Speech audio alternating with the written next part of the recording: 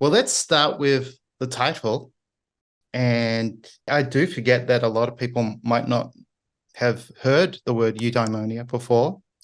So, how would you define meaningful work, and what is eudaimonic vision?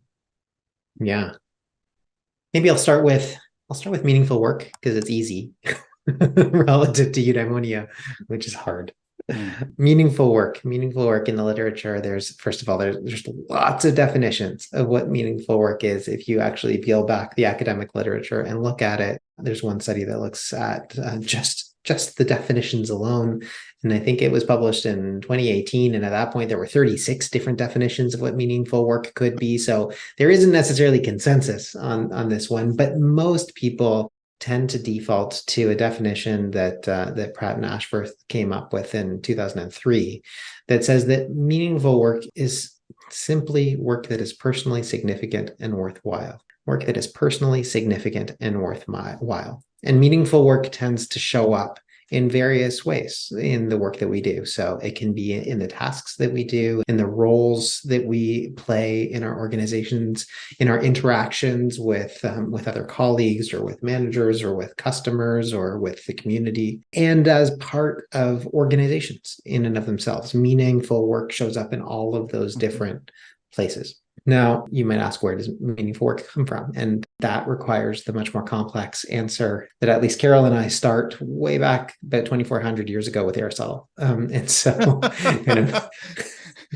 I'll try not to completely derail this whole entire podcast. But basically, if you asked Aristotle, what's the meaning of life?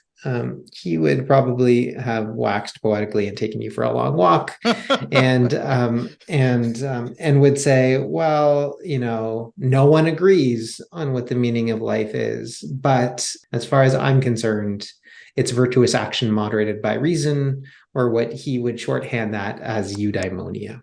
And eudaimonia, let's just break that down. In ancient Greek, eu is good and daimon is spirit or demon or God. Mm-hmm. So if you think about eudaimonia as this good spirit that lives within each of us, that has the potential to be manifest in some way, to do something worthy of you. Mm-hmm. And you is going to be different for every single one of us. What you're here and capable of doing in this world is going to be different from me and from every person that you encounter. But in some ways, the work of life is to try to figure out what that purpose is that you are here to be manifesting and potentiating in this world, and to try to figure out how do you bring the best of yourself to do it. And that's probably going to be really hard work. It's definitely not going to be easy work. You're probably going to fail a lot of the time. It's going to require an understanding of virtue, which in and of itself is an incredibly complicated thing. In fact, Aristotle was writing mostly about eudaimonia in the context of ethics and trying to understand what's the ethical life. And so you're going to constantly be having to figure out, how do I balance, every strength has its weaknesses. So how do I figure out how to kind of go within my own swim lane towards my purpose and moderate my virtue and do stuff so that I can try to ultimately reach my full potential. Mm-hmm. Aristotle would say a life of doing that would be a life well lived. And you'd probably only understand it if you kind of look backwards at the end of it. And again, it might not feel very good. So there'd be lots of other people around that period of time who would be like, no, Aristotle, you're wrong. Like, sex, drugs, and rock and roll, that's the answer to a good life. And he was like, no. So in many ways, meaningful work has its origins, at least in the Western tradition, in some of that kind of thinking. A virtuous action moderated by reason.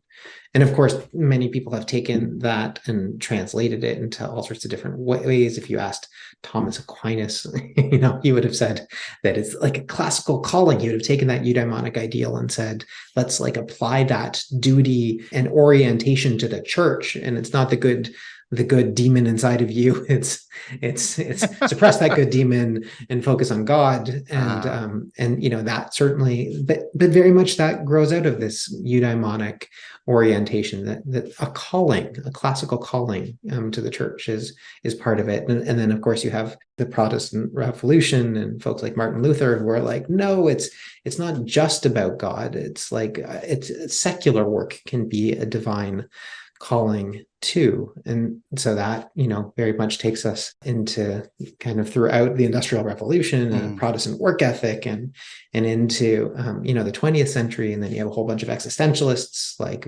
Viktor Frankl, who, might say that we actually have a psychological need for meaning and purpose that's really core to who we are as human beings. And then a whole bunch of organizational psychologists taking that and kind of, championing it and saying, hey, work should be significant and worthwhile, all the way up to, the Simon Sinek's of our day who have to say, start with why. If you're not doing meaningful work, you're doing something wrong.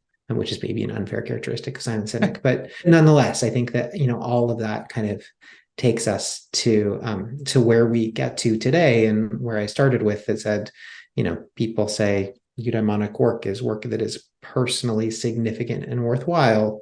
And I think what we try to do in this article is say that actually is missing a whole lot of so many other things that Aristotle was trying to get at, that are much more virtuous, that are much more ethical, that are much more about the broader world, and not just about the I feeling that my work is significant and worthwhile.